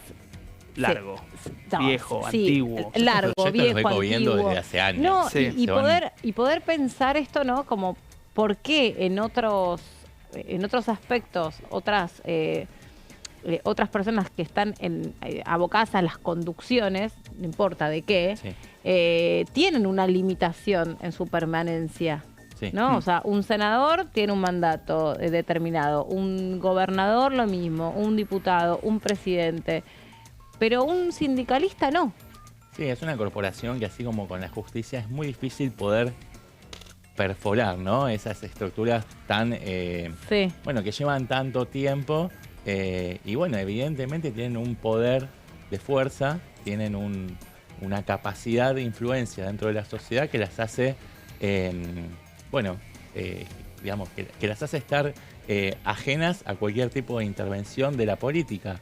Hay intentos de parte de distintos espacios políticos para poder democratizar esas estructuras, esas conducciones, pero siempre terminan cayendo en saco roto por ese poder de influencia que tienen estas corporaciones, dicho en el buen sentido de la palabra, ¿no? Sí. Sí. Sí, además, bueno, que es una cuestión, digamos, estás regulando lo que tiene que ver con, asociaciones sindicales, ¿no? que tienen su vida propia, pero bueno, ahí en los fundamentos, cuando uno lee los fundamentos del proyecto, quedaron como afuera de una legislación, lo cual le permite tener, digamos, su propia dinámica, entonces no están contempladas en cierto lugar de la legislación. Pero bueno, en la última placa lo que vemos es lo que tiene que ver con, la representación femenina, un tema también que es asiduo, ¿no? En lo que tiene que ver con estas conversaciones, con estas discusiones, y que establece un piso mínimo del 30% de representación femenina en lo que tiene que ver con los cargos jerárquicos, siempre teniendo en cuenta que dentro de esa rama gremial la representación femenina o los lugares de las mujeres superen ese 30%. Claro. Lo que dice o lo que contempla el proyecto es que en el caso de que haya menos de un 30% de trabajadoras, la representación va a ser proporcional. Pero en definitiva lo que parece interesante de este punto es, darle a los sindicatos, que uno no ve en las representaciones gremiales presencia femenina, presencia de mujeres, es darle, por ley, un piso mínimo, ¿no? Sí, un porcentaje mínimo. Positiva. Claro. Sí, además, cuando nosotros hemos visto, acá la mesa esta del salario, o las mesas que vinieron a debatir el tema de las ganancias, cuando veíamos quiénes eran las mujeres que tenían cierta representación, era solo en actividades feminizadas, ¿no? Como azafatas, empleadas, ¿no?, domésticas, claro, como un sesgo ahí que te vuelve a confirmar que esa actividad está reservada solo para mujeres. La docencia, muchas veces. Docencia, empleadas domésticas, azafatas, y creo que están las otras que son las modelos, que también están desindicalizadas. Y para de contar. A su vez, dentro de la CGT o de la CTA son las direcciones de género las que son asignadas, por ejemplo, a dirigentes mujeres. Claro. Pero no así... no sé cuándo se vio por última vez que un secretario general sea mujer, ¿no? De alguna central obrera. Creo que nunca en la historia. Sí, pienso en... Susana Rueda. No, estaba pensando en Vanessa Siley, pero es judiciales, es un sector... Sí. Específico, no es un sector industrial, digamos. Obviamente son excepciones, pero que confirman la regla, justamente. Sí. Ajá. Eso es el proyecto, digamos, que está transversal, porque como decía antes, está también López Murphy firmándolo, Agos Carreño, diputados de la UCR, y está encabezado por Mónica Frade. Pero es como también dijimos, ¿no? Un poco son proyectos que suelen estar en carpeta, pero que nunca terminan desarrollándose y aprobándose y pasando, digamos, a ser efectivos. Bueno, ¿hacemos una pausa? ¿Les ¿Cómo parece no? bien? Y en un ratito volvemos a actualizar qué se viene para esta semana. Mañana día especial con doble convocatoria pedida. Nos queda pendiente el tema de Seba para repasar en instantes y la agenda parlamentaria y política. Ya venimos.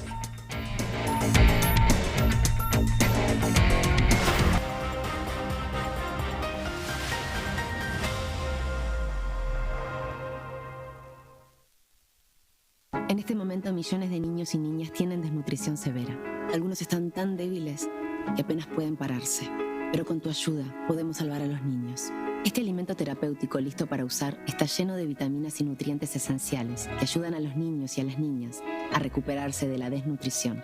Gracias a personas como vos, ayudamos a salvar a millones de niños cada año. Da un simple paso. Dona ahora y ayúdanos a seguir salvando vidas.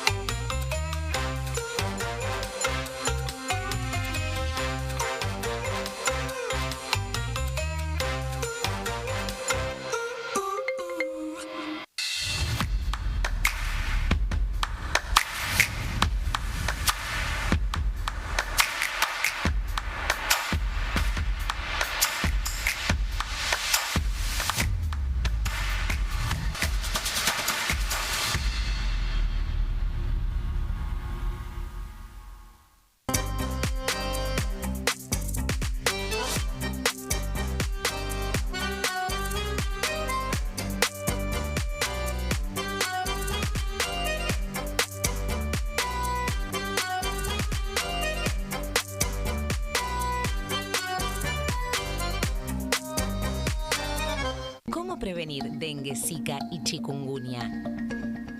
Para prevenir estas enfermedades, evita que el mosquito te pique y no lo críes en tu casa. El mosquito que transmite dengue, zika y chikungunya se cría en recipientes que juntan agua en los hogares. Da vuelta o tapa los objetos que puedan acumular agua o eliminalos si no los usás. Limpia y cepilla frecuentemente desagües y libera canaletas de hojas y o tierra. Evita tener plantas en floreros o frascos con agua. Limpia y rellena con arena los portamacetas.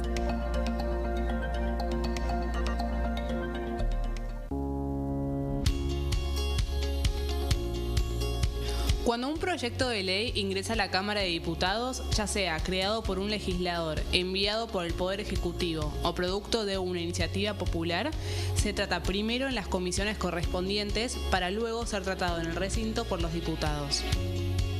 Las comisiones son el ámbito de análisis y debate sobre los proyectos de ley conformadas por legisladores de distintos bloques. Hay 23 comisiones especiales que tratan temas específicos como el atentado de la AMIA y 45 permanentes que tratan temas vigentes como educación y salud. Un diputado puede formar parte de varias comisiones. Cada comisión se compone de un presidente, un vicepresidente y de 3 a 5 secretarios. La duración de los miembros de las comisiones permanentes y especiales es de 2 años. Para que la comisión funcione debe tener quórum, es decir, un mínimo de 15 y un máximo de 31 a 49 diputados. Las autoridades son elegidas por los propios integrantes de las comisiones, que a su vez son elegidos bajo consenso por sus propios bloques. Para que un proyecto sea tratado en el recinto, debe contar con el apoyo de la mayoría de los integrantes de esa comisión. Al finalizar una reunión de comisión, se dictamina sobre la pertinencia de tratar el proyecto en el recinto. El dictamen propone una resolución o decisión sobre una o varias iniciativas o proposiciones.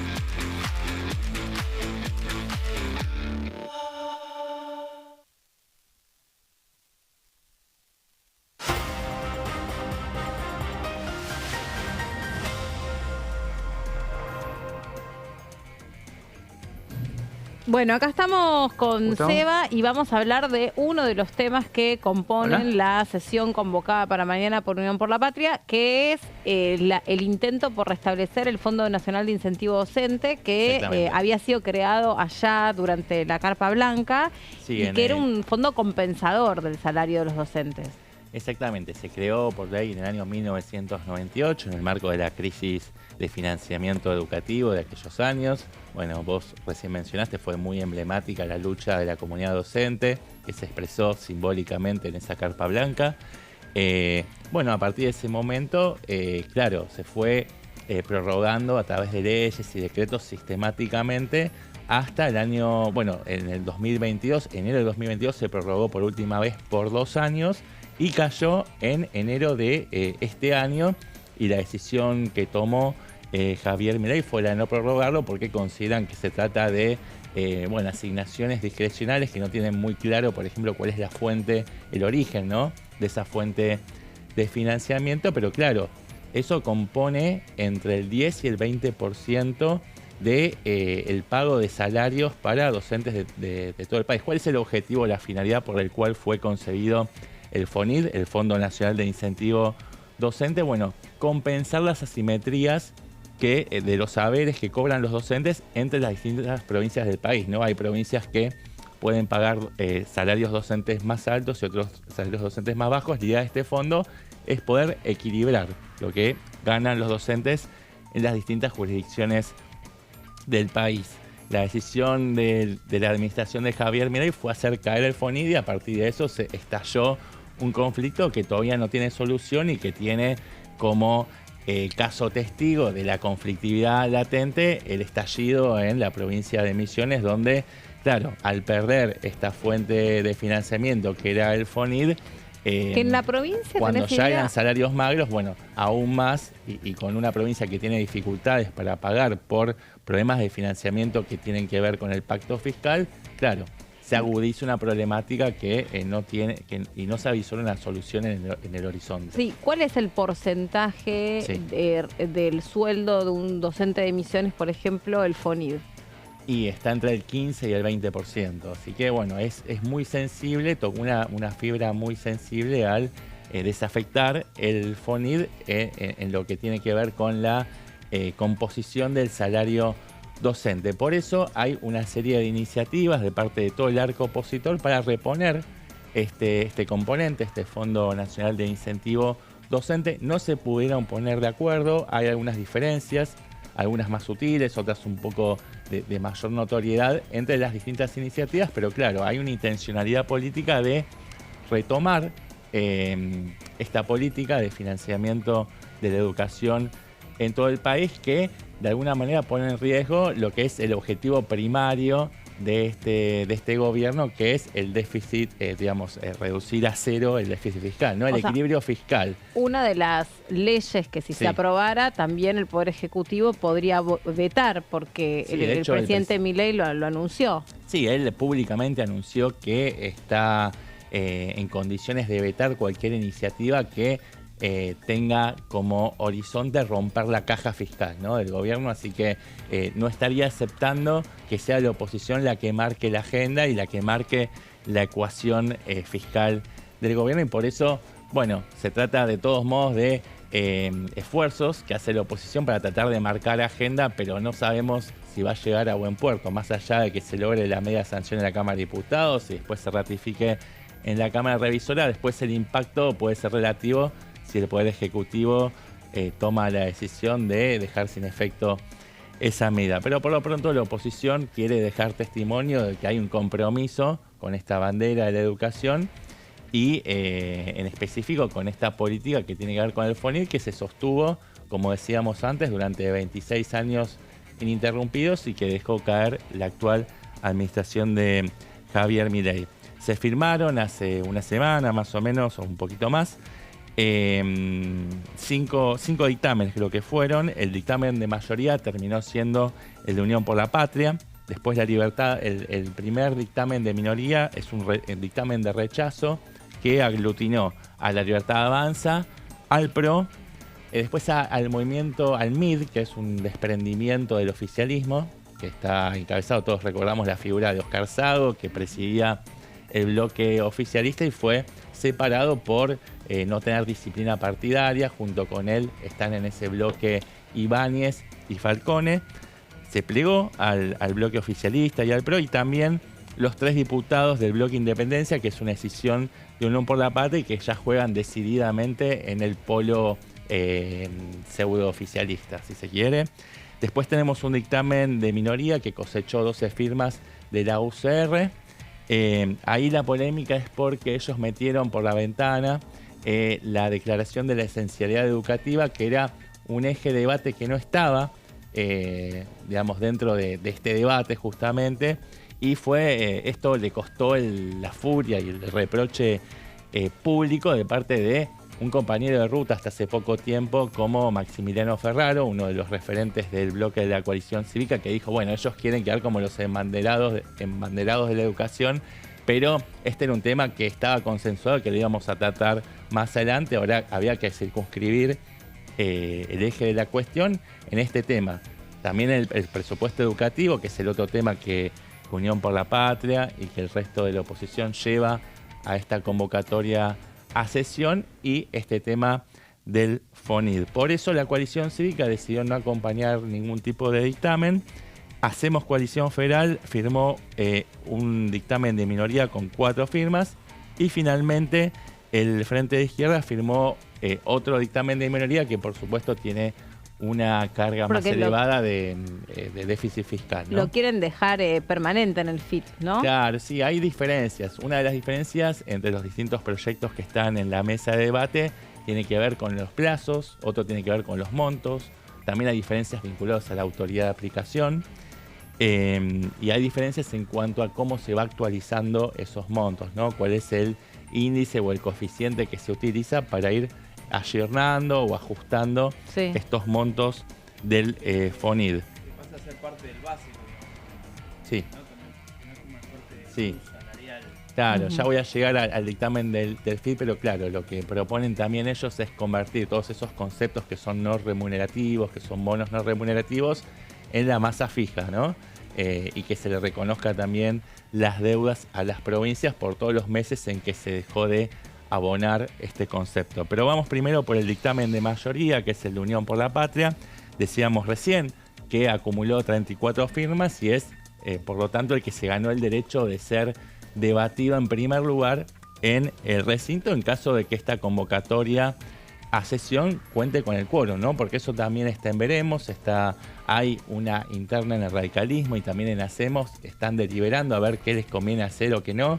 Bueno, hay un sector que plantea su preocupación de que si ellos ocupan las sillas al inicio de la sesión, podrían estar haciéndole el juego al kirchnerismo y no quieren quedar pegados a quien hoy ejerce la principal oposición, que es el bloque que preside Germán Martínez. Claro. Pero yendo un poquito al desglose de las características de este dictamen, vos lo mencionás recién, el tema del plazo. La propuesta de Unión por la Patria es que se fije la retroactividad al 1 de enero del 2024 y que a partir de ahí tenga un plazo de 5 años. Y después se ve si se prorroga o no, es decir, hasta el 31 de diciembre del año 2028. Además, lo saca de la esfera, la asignación del FONID, lo saca de la esfera del Poder Ejecutivo y lo deja en manos del Consejo Federal de Educación, que es es la entidad que reúne a los ministros del área provinciales de todo el país. Y también deja la asignación de los montos de acuerdo, o sea, establece una lógica por la cual los montos del FONID se van actualizando de acuerdo al convenio marco que fija la paritaria nacional del sector, de acuerdo a la ley educativa de 26.075 del año 2005. Así que esos son los rasgos o los lineamientos centrales de este dictamen. Después pasemos directamente al proyecto de la UCR, que lo tenemos en la siguiente placa. Ahí está, perfecto. También retrotrae la vigencia del FONID al 1 de enero del 2024 y encomienda al Poder Ejecutivo que establezca un cronograma para que regularice las deudas con las provincias, ¿no? Y inclusive le da un plazo de 2 meses para que se ponga al día con esas deudas. Sí. Creo que también se fija un plazo, no recuerdo exactamente cuál es, si son 5 años o si es más o si es menos, pero lo interesante de este proyecto es que, más en línea con lo que pretende el oficialismo, conserva la facultad de disponer sobre estos montos y sobre todo sobre la actualización de estos montos en la autoridad del Poder Ejecutivo, ¿no? Esa es una diferencia fundamental respecto del dictamen de Unión por la Patria. Después, bueno, lo que decíamos antes, súper importante, es que declara la esencialidad educativa. ¿Y esto qué quiere decir?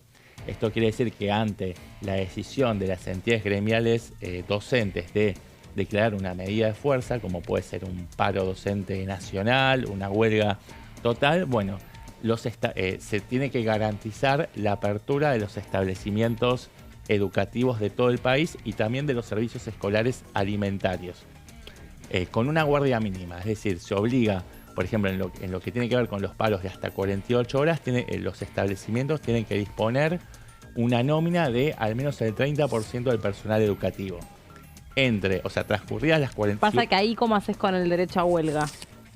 Bueno, por eso hay una colisión de derechos, ¿no? Entre el derecho de los alumnos y alumnas de todo el país de recibir el derecho a la educación y el derecho a la protesta, el derecho a huelga. Claramente hay una colisión de derechos y la discusión es, bueno, y la interpretación es, ¿cuál de los dos derechos prevalece? Bueno, porque lo que pasa es que... Ay, perdón, Pablo. No, estaba contemplado parte de esto de la esencialidad, digamos, en el capítulo 4 del DNU 70/23, sí. Y que después fue suspendido en la justicia laboral y que incluso hubo proyectos presentados en este sentido de establecer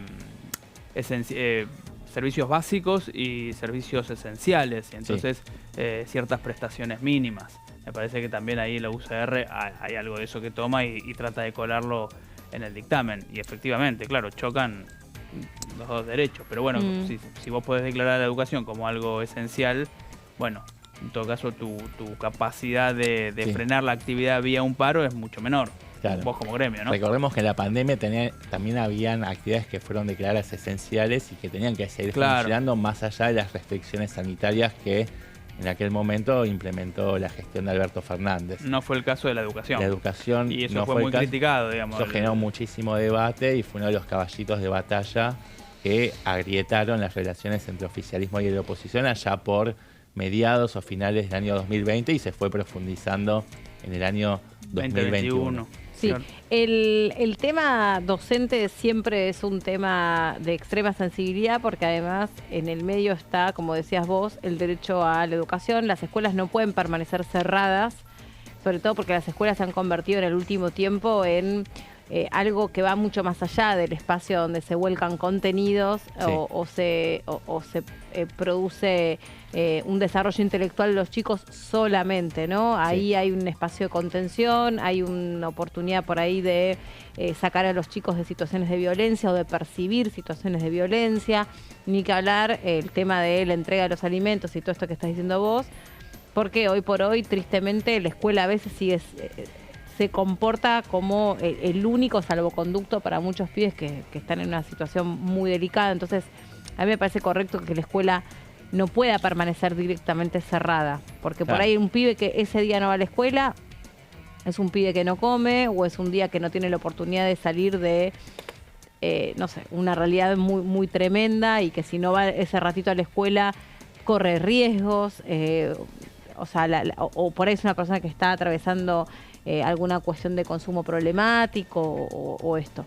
El asunto que la escuela saca a los chicos de la calle y los resguarda de tentaciones que tienen que ver con consumos problemáticos y, bueno, sobre todo cuando vuelven a las casas y allí hay un montón de necesidades que no están resueltas, que no están satisfechas. Déficit habitacional, y eso hacinamiento. Genera, problemas vinculados a la conducta, ¿no? Totalmente. De los chicos. La escuela obviamente es un dispositivo que es insuficiente, pero trata de encaminar a los chicos para que puedan tener una vida lo más normal posible y es súper importante que se mantenga ese dispositivo. Ahora la discusión también tiene que ver con que los trabajadores tienen que tener las condiciones mínimas garantizadas para poder desarrollar su trabajo con dignidad.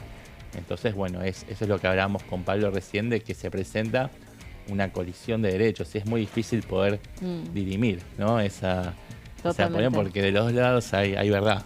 no hay una verdad absoluta, sino que hay verdad relativa de los dos lados. Sí, y muchos docentes también por debajo de la línea de la pobreza, Claro, muchos docentes que al revés, que porque están pluriempleados, porque son docentes ómnibus, están por ahí, por algún cargo, tienen que pagar impuesto a las ganancias y les queda 0 de sueldo en el bolsillo. Sí. Docentes que también terminan poniendo de su propio, no sé, de sus propios ingresos o de sus propias posibilidades, un paquete de polenta para el mediodía, Sí. leche, galletitas. O sea, el docente hoy por hoy es una persona muy también muy vulnerable, ¿no? Sí. Muy desconocida en el entramado social. Ahí me parece que están como absolutamente destratados los docentes, de Misiones, de Buenos Aires, de donde lo Sí, quieras ver. Es una actividad que está muy desprestigiada, a diferencia de lo que sucede en otros países como en Ecuador o en Brasil, donde es una figura que realmente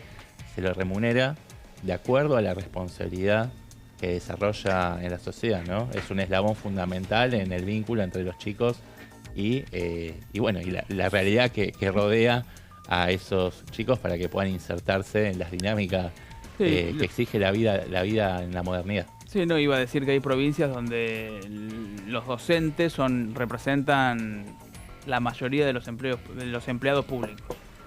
Por ejemplo, recuerdo hace relativamente poco entrevisté a José Mayans, que es el senador de Unión por la Patria en el Senado, y me decía, en Formosa, cuando vos miras la composición del empleo público, la mayoría son docentes. Después viene la Fuerza de Seguridad, después viene el Poder Judicial, municipales y demás. Pero digo, hay provincias donde por ahí el 50% del empleo público son docentes, no burocracia, y también, digamos, de administrador, de demostrador, quise decir, de la administración, ¿no? Sí, también muchas docentes que son víctimas de violencia social, porque también ellas son agredidas muchas veces físicamente, quedan en el medio de situaciones familiares, por eso también, dicho sea de paso, tan importante la ley Lucio, ¿no? Que les daba como cierto paraguas, cierto aval para denunciar situaciones de violencia, porque a veces la docente obviamente las veía, eran como testigos silenciosas de cuestiones horrorosas, pero no se atrevían a colaborar o a denunciar, porque eso por ahí después terminaba en una amenaza directa contra su persona o involucradas en una situación que les podía hacer perder su puesto de trabajo. Ser docente hoy por hoy en la Argentina es mucho más que volcar contenidos en un aula. Toda situación de crispación social pasa por el aula, ¿no? Mucho papá, mucha mamá que termina, no sé, o amenazando a las docentes, o van a las aulas y les pegan. Y la otra es, contaban, por lo menos en Misiones, lo que ganan. Hoy un docente con cargo gana 500.000 pesos. ¿Cómo hace un argentino para vivir con 500.000 pesos si además tiene que alquilar, ¿no? Porque me imagino que muchos de los docentes son inquilinos. Claro, si tienen que alimentar a sus hijos, si tienen que... pues muchas veces los trabajadores docentes tienen familias que hacerse cargo. Ya 500.000 pesos es un sueldo muy limitado para una persona soltera. Bueno, no me quiero imaginar aquellas personas que tienen que llevar el pan y... por supuesto, dentro de esos núcleos familiares normalmente son 2 personas, pero a veces la situación se agrava cuando hay un solo padre, ¿no? O madre. Son hogares monoparentales. Sí. La otra situación de los docentes es que también ellos saben muchas veces que si llevan adelante una medida de protesta, están perjudicando a quienes menos quieren perjudicar, que es a los niños, ¿no? O sea, no es que el docente no le importa o no siente en ese sentido que va a tener una repercusión directa que un día, porque en las escuelas hoy por hoy que un día no haya clases o 2 días no haya clases es un drama social, pues los pibes ya de por sí no comprenden lo que leen, tienen muy bajo rendimiento y muchas veces también son las pequeñas excusas para que el chico quede directamente desenganchado de la escuela y no vuelva. Sí, yo creo que no es un problema de empatía. Me parece que los docentes y docentes que van a las medidas de acción directa son conscientes de qué es lo que está en juego, pero también sienten que no pueden ser cercenados sus derechos a peticionar a las autoridades por condiciones dignas, ¿no? Para que puedan ejercer su profesión y que puedan ejercer su profesión con mayor calidad, ¿no? Para que puedan volcarse de lleno a ese quehacer tan importante para la educación de los chicos y chicas. Pero bueno, te decía entonces que por eso es tan sensible esta cuestión de la declaración de la esencialidad educativa. Este proyecto de la UCR restituye el FONID, pero también incorporan este tema como algo subsidiario dentro de este debate. Establece que en medidas de fuerza de hasta 48 horas tenga que haber una dotación mínima del 30% del personal de cada uno de estos establecimientos educativos. Si ya la medida de fuerza dura más de 48 horas, hasta los 5 días tiene que haber un 50% de personal garantizado en cada una de las escuelas, y si la medida perdurase más allá de los 5 días, ya directamente tiene que haber un 70% de personal involucrado en dar ese servicio, esas funciones de educación, que no solamente son los docentes, también son los no docentes, los directivos y toda la comunidad educativa. Pasamos entonces directamente al proyecto de Hacemos Coalición Federal, que tiene como autor a Esteban Paulón. Algo importante y el denominador común de todos estos proyectos, un tema que tendría que haber comentado antes, pero aprovechamos y lo hacemos ahora, es que todos ellos establecen la actualización bimestral, es decir, que cada 2 meses se tiene que ir actualizando periódicamente este componente del salario docente, que es el Fondo Nacional de Incentivo Docente. Y el parámetro que se utiliza para la actualización es el IPC, a excepción del dictamen del Frente de Izquierda, que utiliza alternativamente el IPC o la variación salarial de acuerdo a cuál resulte más favorable al trabajador o trabajadora de la educación. El dictamen de Paulón también pone los criterios de asignación del FONID en manos del Consejo Federal de Educación, al igual que el dictamen de Unión por la Paz, es decir, que lo retira de la esfera del Poder Ejecutivo, pero le encomienda justamente al gobierno que actualice bimestralmente los fondos por IPC.